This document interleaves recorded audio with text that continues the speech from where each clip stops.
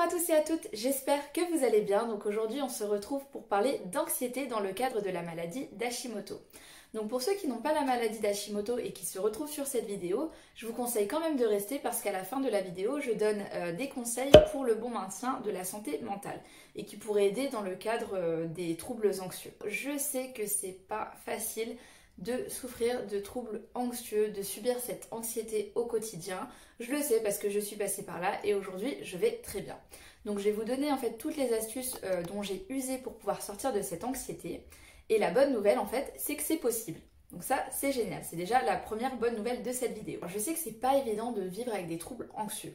Surtout qu'en fait, ça peut se témoigner de différentes manières. Ça peut être des crises de panique, des montées d'angoisse, un moment des pensées incessantes, des troubles obsessionnels aussi, un sentiment d'inconfort lorsqu'on se retrouve dans certaines situations. Pour ceux qui ont la maladie d'Hashimoto, une peur de retomber en phase d'hypothyroïdie parce qu'on sait ce qu'on a enduré et on n'a pas du tout envie de retomber là-dedans. L'aspect aussi le plus compliqué, c'est face aux autres, c'est quand on est dans un environnement social, quand on a notre famille, nos amis qui ne comprennent pas forcément ce qu'on vit, qu'on n'arrive pas forcément non plus à expliquer ce qui se passe.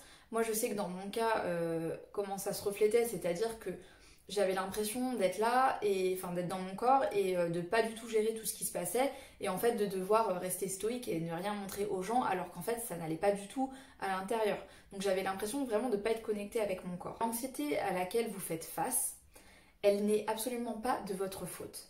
Et j'ai envie que vous enregistriez cette phrase très simplement parce qu'en fait ce n'est pas de votre faute. Donc ce qu'il se passe tout simplement, c'est que votre corps est en train de vous dire coucou, ça ne va pas, il y a un problème. Prenez ça comme une bénédiction, c'est vraiment super de se dire qu'on a notre corps qui nous parle et qui nous dit voilà, ça va pas, ça tu peux l'améliorer. Pour ceux qui ont la maladie d'Hashimoto, ce qu'il se passe, c'est que votre système immunitaire attaque votre glande thyroïde. Donc forcément, vous allez avoir des symptômes du type dépression, qu'est-ce qu'on a d'autre, de la fatigue, etc., des pertes de mémoire, de la confusion et notamment de l'anxiété. Aujourd'hui, je vais vous livrer en fait toutes les astuces que j'ai suivies pour pouvoir sortir de cette anxiété. Ça ne veut pas forcément dire que ça va tout changer comme ça demande du temps. Et aujourd'hui, ce que je vais vous demander de faire, pour ceux qui ont envie de se sortir de cette anxiété, c'est de mettre toutes les choses en place pour pouvoir en sortir et surtout d'accepter qu'il faut être patient et que ça demande du temps. Je vais vous donner des solutions pour pouvoir vous reconnecter. Je vais vous donner des solutions pour pouvoir aussi soulager ce problème auto-immune. Et je vais vous donner des solutions pour aider votre santé mentale à aller mieux, à aller bien. Et donc on va parler de tout ça dans cette vidéo. Alors il y a une manière très simple de pouvoir sortir de l'anxiété définitivement. Et d'ailleurs soigner la maladie d'Hashimoto définitivement. C'est tout simplement en baissant ses anticorps thyroïdiens, TPO et TG. Étant donné que j'ai déjà fait des vidéos à ce sujet, je vous les mettrai dans le i. Donc je vous invite à les regarder pour pouvoir comprendre en fait ce qui se passe dans votre corps, comprendre les causes de la maladie, comprendre quels sont les éléments déclencheurs et aussi pouvoir comprendre comment ça fonctionne et comment on peut baisser ses anticorps thyroïdiens. Parce que ça, c'est la seule chose à garder en tête pour pouvoir sortir définitivement de l'anxiété. La première chose qu'on peut faire pour pouvoir sortir de l'anxiété pour les patients qui ont la maladie d'Hashimoto, c'est tout simplement d'arrêter les produits avec du gluten. Donc comment on procède? On change d'alimentation, on utilise des substituts, mais on ne mange plus tous les aliments à base de gluten. En fait, il y a des études qui ont démontré que le fait de manger du gluten, ça pouvait entraîner une inflammation au niveau du cerveau et au niveau des tissus du cerveau. Cela provoque donc un ralentissement de la fonction cognitive et du coup ça crée des symptômes du type dépression, anxiété, perte de mémoire, confusion, etc. Donc je ne sais pas s'il y a des personnes qui ont la maladie d'Hashimoto qui se reconnaissent là-dedans, mais voilà, ça c'est la base en fait, c'est d'arrêter le gluten pour pouvoir limiter l'inflammation au cerveau. Ce qu'on peut faire aussi, c'est de suivre un régime donc paléo-auto-immune qui va permettre de limiter l'inflammation en enlevant tous les aliments qui peuvent potentiellement être problématiques pour les intestins et aussi le cerveau. Ensuite, il faut savoir qu'il y a beaucoup de personnes qui ont la maladie d'Hashimoto, qui ont la maladie cœliaque, donc qui ont une intolérance au gluten. La chose que je conseillerais, c'est de faire des analyses pour voir ses allergies ou ses intolérances au gluten. Alors c'est vrai que moi par exemple je ne suis absolument pas intolérante au gluten, mais par contre depuis que j'ai arrêté le gluten je vois que je me sens beaucoup moins fatiguée, que je vais beaucoup mieux, que j'ai moins d'anxiété et ça je sais que le gluten ça m'arrive d'en manger de temps à autre mais vraiment c'est très rare, mais sinon je n'en mange pas parce qu'en fait je connais les effets que cela va avoir sur mon corps. Ensuite, la chose à faire, c'est de pouvoir équilibrer son taux de glycémie. Lorsqu'on mange des aliments comme des pâtes, de la pomme de terre, du soda, des boissons sucrées, des choses comme ça, ce que cela va provoquer, c'est que cela va augmenter le taux de glycémie. Et donc, pour les personnes qui souffrent de problèmes chroniques, ça peut entraîner des problèmes liés à la fonction cognitive, donc au cerveau, et cela peut créer de l'anxiété, de la dépression, des choses comme ça.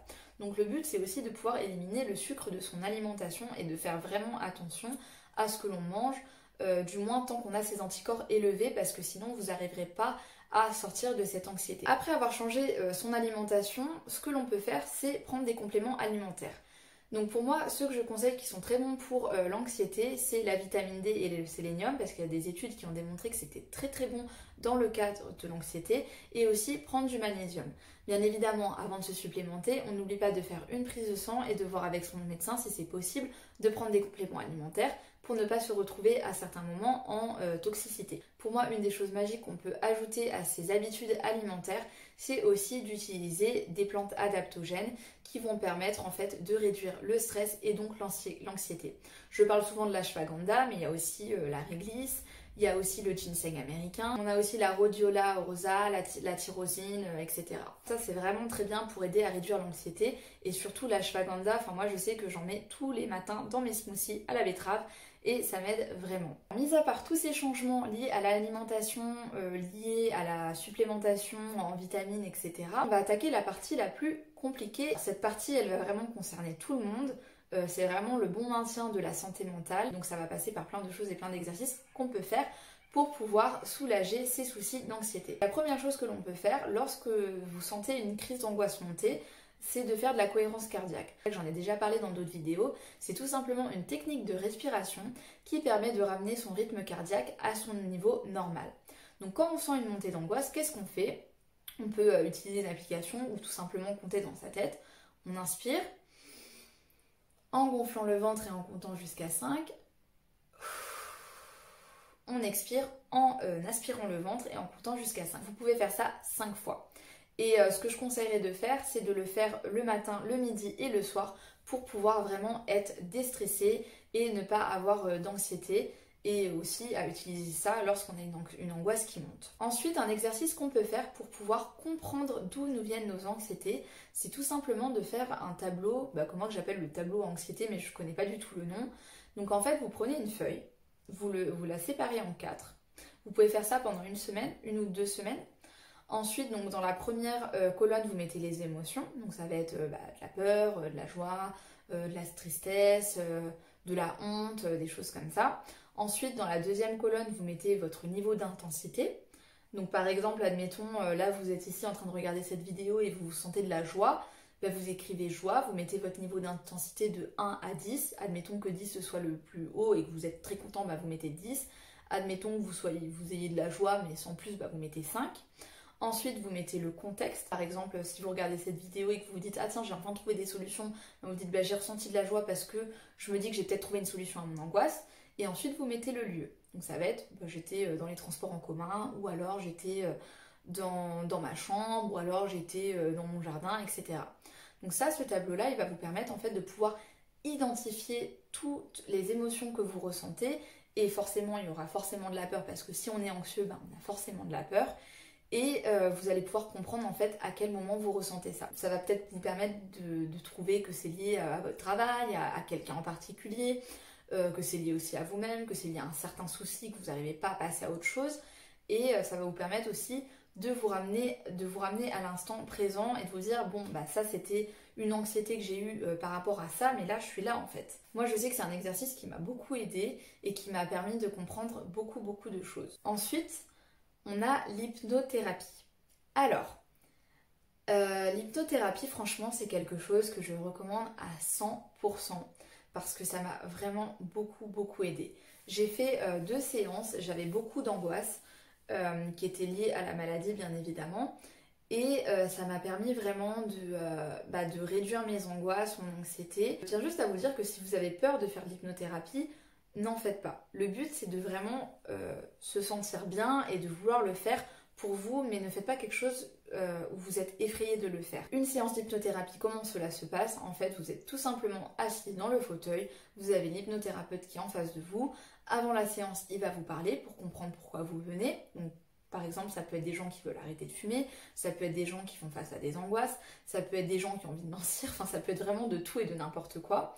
Et en fait, l'hypnothérapeute va être assis en face de vous, il va vous rassurer, il va vous faire fermer les yeux et il va vous mettre en état d'hypnose. Vous êtes conscient, vous êtes assis dans votre siège, vous êtes là, vous captez tout ce qui se passe, il n'y a pas de problème. Il y a des gens sur qui ça fonctionne, il y en a d'autres sur qui ça ne fonctionne pas. Il va vous aider à vous diriger dans votre séance, mais il n'entre pas du tout dans votre tête, il ne sait pas ce que vous voyez dans votre tête. Voilà, enfin vous êtes vous face à vous-même et l'hypnothérapeute il est juste là pour vous aider à vous aiguiller dans la découverte de cette anxiété. Je l'ai fait avec quelqu'un qui avait une certification, donc je vous conseille tout simplement de vérifier si la personne a une certification. Et moi ce que je vais faire c'est que je vais vous mettre dans la barre d'informations une liste avec les hypnothérapeutes qui ont des certifications, parce que malheureusement il y a des gens qui utilisent quelque chose qui marche pour en faire quelque chose de mauvais, et moi je suis contre ça. L'hypnothérapie c'est quelque chose qui a différencié de l'hypnose de spectacle et aussi qui a différencié de toutes les personnes qui utilisent l'hypnose pour profiter des gens qui justement ont des anxiétés ou qui ne se sentent pas bien, qui sont en dépression. Si vous avez des fragilités psychologiques, je ne vous conseille pas de faire l'hypnothérapie, ou alors d'au moins d'en parler avec quelqu'un, avec l'hypnothérapeute pour voir ce qu'il peut faire pour vous. Je préfère le dire parce qu'on n'est pas là pour se cacher les choses, et surtout le but en fait c'est d'aller mieux et c'est vraiment pas de se créer plus de problèmes qu'on en a déjà, n'est-ce pas? Une autre technique que j'ai utilisée qui me fait énormément de bien et que je fais tous les jours, alors ça va peut-être paraître un petit peu marrant, mais en fait j'ai développé la pensée positive. Donc c'est-à-dire que je ne sais pas s'il y en a qui connaissent la programmation neurolinguistique. Donc la programmation neurolinguistique, c'est en fait une technique qui permet de pouvoir, entre guillemets, reprogrammer son cerveau pour penser positivement. Et moi, c'est quelque chose que j'essaye de mettre en place. Je fais aussi en parallèle d'autres exercices.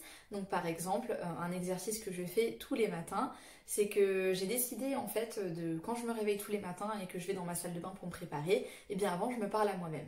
Donc typiquement ce que je me dis, donc vu que c'est assez personnel, je vais pas vous dire moi ce que j'ai décidé de me dire, mais ce que vous pouvez faire vous, c'est de prendre 3 adjectifs qui vous décrivent complètement. Donc admettons, je sais pas, vous trouvez que vous êtes quelqu'un qui est sympathique, que vous êtes quelqu'un qui est intelligent, et que vous êtes quelqu'un, je sais pas, vous avez envie d'être quelqu'un qui est direct, et bien vous allez vous dire je suis intelligent, je suis direct et je suis... alors, moi avec mes problèmes de mémoire d'Hashimoto, c'était quoi le premier que j'ai dit? Donc, je suis sympa, je suis intelligent et je suis direct, donc c'est quelque chose qu'on peut se répéter 3 fois avec conviction, en serrant le poing droit et en se regardant droit dans le miroir. Après, on peut aussi se dire d'autres phrases positives. C'est quelque chose que je me disais tous les jours pour pouvoir me sortir d'Hashimoto. Je me disais, mon corps est de plus en plus en bonne santé et je fais tout pour que cela perdure. Et je me répétais ça 3 fois tous les matins. Alors, je sais que la première semaine, je me disais, mais Année, c'était complètement taré de faire ça. Et en fait, ça m'a fait trop du bien. Et surtout, à la fin... voilà, enfin, on se sent se reconnecter avec soi-même, et c'est un peu ça au final. Quand on a une anxiété, en fait, on est là, on vit notre anxiété, on se sent un peu déconnecté de notre corps, et en fait de faire cet exercice, enfin ces exercices, ça permet de se reconnecter avec son corps. Quand je sens que je suis un petit peu stressée, parce que ça arrive, hein, il y a toujours des moments stressants dans la vie, c'est comme ça, on peut pas aller contre. Et bien ce que je fais c'est que je visualise, donc je ferme les yeux et j'imagine que je suis en tenue de sport. Je ne sais pas pourquoi, ne me demandez pas, mais en tout cas je suis en tenue de sport et que je suis dans un endroit magnifique où j'entends les oiseaux chanter. Et je m'imagine en fait en train de respirer l'air, etc. Et ça me fait du bien parce que ça me permet de me reconnecter. Et ce que je fais tout de suite après, c'est que la deuxième visualisation que je fais, c'est un de mes rêves en fait. Je me visualise en train de réaliser un de mes rêves pour pouvoir me reconnecter avec le moment présent et me reconnecter surtout avec ce que je veux faire. Allez, on passe à autre chose. L'anxiété, elle passe et puis là, on passe à ce que je veux faire, ce que je veux réaliser en fait. Donc ça c'est un exercice que j'utilise. Donc par exemple, admettons que pour vous, vous avez toujours eu envie d'aller au Machu Picchu, ce que vous pouvez faire quand vous sentez une angoisse, c'est de visualiser cet endroit calme où vous entendez votre respiration, où vous entendez des oiseaux chanter, enfin peu importe, vous imaginez ce que vous voulez, ça peut être le bruit de la mer, ça peut être tout ce que vous voulez, un endroit où vous vous sentez tout simplement bien. Et ensuite vous pouvez vous visualiser en haut du Machu Picchu avec des lamas par exemple, enfin Voilà, je donne un exemple comme celui-là et ça va vraiment vous permettre de vous reconnecter et d'affronter l'anxiété. La dernière solution dont je vais parler, c'est une solution un peu moins fun. Je sais qu'elle n'est pas forcément facile pour tout le monde, mais moi elle m'a beaucoup aidée. C'est pour ça que j'en parle en fait, c'est que vu qu'elle m'a beaucoup aidée, je me dis que peut-être que ça pourrait aider d'autres gens. Parce qu'en fait pour moi la communication c'est super important et c'est en parlant avec les gens, c'est en s'exprimant, c'est en expliquant par les phases par lesquelles on est passé qu'on peut aussi aider d'autres personnes. La solution que je vais proposer, c'est de suivre une thérapie brève. C'est une thérapie qui est maximum 10 séances où en fait le thérapeute va travailler en collaboration avec le patient et va permettre de trouver des solutions aux problèmes et va permettre d'expliquer aussi au patient ce qui se passe, ce qui s'est passé dans sa vie, pourquoi il a réagi comme ça. J'ai pas envie de vous dire oui faites-le, etc. Franchement chacun fait ce qu'il veut. On n'est pas là pour se mettre la pression, chacun avance à son rythme. Surtout quand on parle d'anxiété, ça veut dire qu'il y a vraiment un souci derrière, qu'il soit physique ou qu'il soit psychologique. Je vais vous expliquer en fait pourquoi j'ai décidé de parler de ça et surtout de suivre une thérapie. Tout simplement parce que moi, à ce jour, je me sens très bien avec moi-même. J'ai des projets, là je déménage à Copenhague, j'ai trouvé un super travail. Je sais que je vais avoir des super colocs, enfin... Il y a plein de choses très bien, très positives qui se passent dans ma vie et je sais que j'aurais pas réussi à rebondir si j'avais pas suivi cette thérapie. Donc j'avais 26 ans quand mon Hashimoto il s'est déclenché. Pour moi les éléments déclencheurs à la maladie ça a vraiment été donc la carence en vitamine D, la prédisposition génétique parce que de toute façon j'avais des membres de ma famille qui avaient Hashimoto.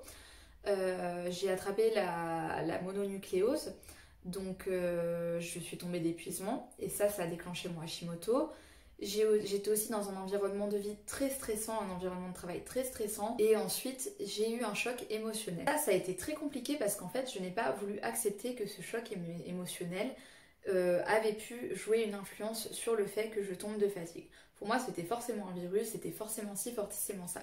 Et c'est le cas parce qu'en fait lorsqu'on a Hashimoto, en fait ça passe aussi par des problèmes physique, parce qu'en fait le corps il est dans un état où bien évidemment il a tout le terrain parfait pour que tout ça se développe, mais ça peut se déclencher aussi avec des chocs émotionnels.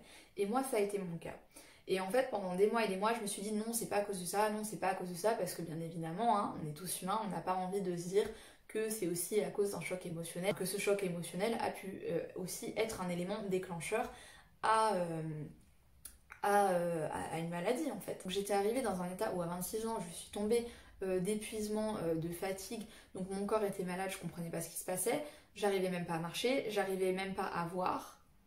Vous vous rendez compte, j'arrivais même pas à voir. Et là franchement j'ai retrouvé la vue, même si des fois j'ai des petits bugs encore, je suis tellement contente. Ensuite j'étais dans un pays que je connaissais pas, où je parlais très mal la langue, donc pour aller voir des médecins, autant vous dire que c'était une galère sans nom. Et voilà, j'étais toute seule en fait, j'étais toute seule, j'avais personne qui était là près de moi, je continuais à travailler parce que de toute façon je savais pas ce qui se passait et j'avais aussi ce choc émotionnel. Donc tout ça, ça a fait qu'en fait ça a été super compliqué à gérer et j'en suis arrivée à un stade où pourtant je suis quelqu'un qui, j'ai toujours réussi à sortir des situations. Pour ceux qui me connaissent, enfin je pense que vous savez comment je suis, j'ai toujours réussi à me sortir des situations, à trouver la motivation à faire ci, à faire ça. Mais là, j'étais dans un état où j'arrivais plus en fait. J'arrivais plus parce qu'en fait, déjà, mon cerveau fonctionnait au ralenti à cause du brouillard mental, ce qui fait que j'arrivais pas moi-même à me dire, allez, vas-y. J'avais pas la force, physiquement, j'avais pas la force, donc mentalement, je pouvais pas avoir la force. Donc ce que j'ai fait, c'est que je me suis dit, tu vas avoir besoin d'aide en fait. Tu vas avoir besoin d'aide parce que là, tu vas pas réussir à t'en sortir toute seule. Et surtout, je savais très bien, parce que je suis pas le nez de la dernière pluie, je savais très bien que le fait de vivre ces moments-là, ça allait forcément créer un traumatisme. Et d'ailleurs, pour tous ceux qui tombent en fibromyalgie, en hypothyroïdie, en tout ce que vous voulez, on est d'accord, enfin je pense qu'on est tous d'accord pour se dire que c'est tellement un choc intense de perdre l'usage de son corps que quand on recommence à retrouver en fait son corps petit à petit, c'est très compliqué de pouvoir en fait se retrouver soi en fait. Donc il y a un vrai travail aussi pour la santé mentale à faire derrière. Je pense surtout aux gens qui ont perdu des proches parce que je sais que c'est pas facile. Je sais que c'est vraiment pas facile. Mais voilà, faut y aller, faut aller de l'avant en fait. Faut vraiment aller de l'avant. La thérapie brève, c'est que 10 séances. Ça m'a aussi permis de comprendre qu'en fait, il y avait certaines choses que je faisais pas forcément correctement, qu'il y avait certaines choses que je faisais d'une certaine manière à cause de certaines choses qui m'étaient arrivées. Et du coup, j'ai réussi à vraiment changer ma manière de penser, à changer ma façon de voir les choses. Et ça m'a permis d'être beaucoup plus tranquille avec moi-même et donc du coup d'éliminer l'anxiété. Donc voilà, je ne sais pas si j'ai réussi à être très claire dans toutes les techniques que j'ai pu vous donner. J'ai juste envie de vous dire avant la fin de cette vidéo qu'il ne faut surtout pas se mettre la pression. Vous avez de l'anxiété, j'en ai eu, c'est pas grave. On avance tous à notre propre rythme. On cherche tous les solutions comme on peut les chercher au moment où on a des ressources, qu'elles soient financières, qu'elles soient psychologiques, parce que c'est pas facile non plus de se battre tous les jours avec l'anxiété et de ne pas pouvoir contrôler son corps. Et je le conçois tout à fait. Je suis là aussi pour véhiculer ce message positif, c'est qu'on peut s'en sortir.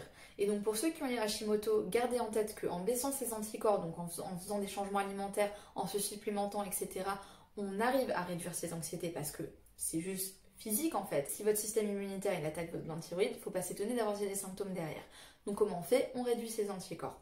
Et pour les autres personnes qui ont des troubles de l'anxiété de manière générale, l'hypnose c'est un très bon moyen si vous vous sentez prêt, avec un hypnothérapeute certifié. Et la thérapie brève, c'est idem, en fait ça peut vous aider aussi à sortir de votre anxiété, développer une pensée positive et pouvoir faire des exercices de respiration et surtout essayer de comprendre d'où vient son anxiété. C'est désormais la fin de cette vidéo, j'espère en tout cas qu'elle vous a plu, surtout qu'elle a été utile parce que c'est juste mon but aujourd'hui, c'est qu'elle soit utile au moins à une personne. Si vous avez des questions, n'hésitez pas à les mettre dans les commentaires. Si vous avez aimé la vidéo, n'hésitez pas à mettre un pouce bleu, à me suivre sur Instagram. Et pour développer la pensée positive, vous pouvez me suivre sur mon compte La Meilleure Version de Soi où je mets une pensée positive tous les 2 jours parce que c'est vrai que j'ai pas beaucoup le temps. En tout cas, je vous dis à très bientôt, je vous souhaite une très belle journée ou une très belle soirée comme d'habitude et on se retrouve très vite pour une prochaine vidéo.